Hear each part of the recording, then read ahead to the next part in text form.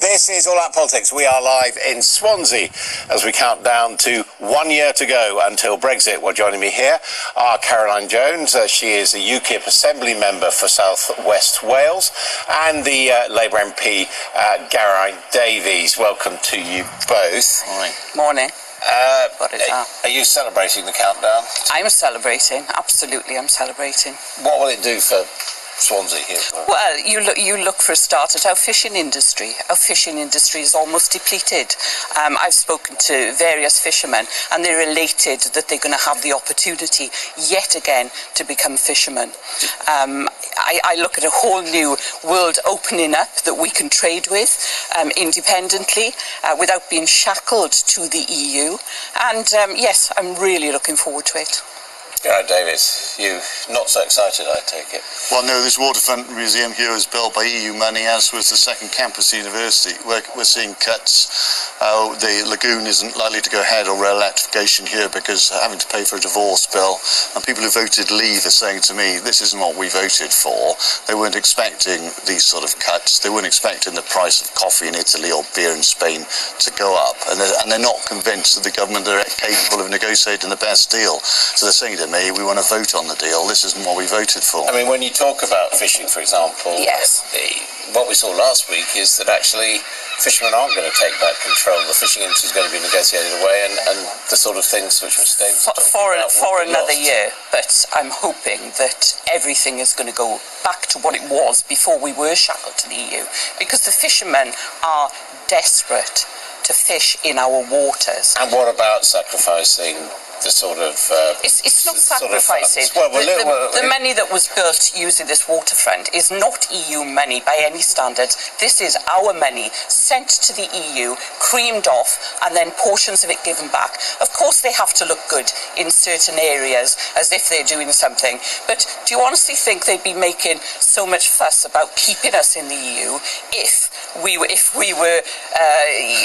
they were giving us loads of money? Absolutely not. I mean, on balance, we are net contributors, and they will. We're not in Wales. In Wales, we get billions of pounds back because Swansea and West Wales is the poorest region of Europe, Western Europe, in fact. We get a lot of investment here for the university, a lot of connectivity. People are very worried. Agriculture as well, farmers are very concerned. When we do a deal with New Zealand, there'll be a huge influx of cheap meat. We're going to have substandard products, chlorinated chicken, and like when we're forced to have dodgy deals with Trump. So this is very difficult. The Common Agricultural Policy favours large landowners. It goes on acreage. The amount of subsidy we don't know what we're going to get instead there, do we? No, we don't. But this is what we've got to trust. Poverty. Right. No, we've got poverty now. My region is our region in Wales is the poorest region in the UK. So do you honestly think that this is over the period of membership of the European Union, I think I'm right that relatively speaking, it's caught up, hasn't it, in terms of Wales has got billions of pounds more, and the divorce fee alone will cost Welsh families £1,000 each. Well, do you know that £28 million was spent on the in campaign and 13.5 on the out campaign, and still they didn't get the result they wanted? It's a sensitive question, this.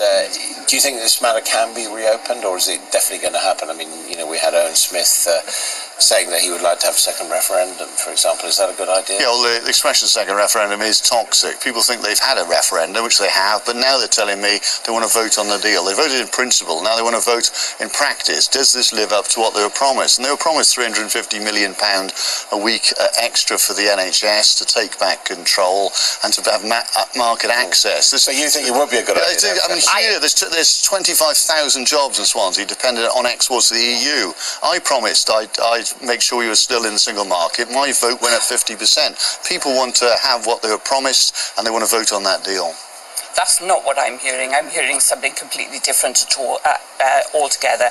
And, for example, when Geraint says about the statement on the bus, there was nothing to say that £350 was going to the NHS. That was the clear implication. It said £350 million goes to the European Union, and some could be spent on the NHS. What is wrong? There was no what is wrong in seeing the stated terms for leaving the European Union and deciding whether we want to leave or not? Sorry?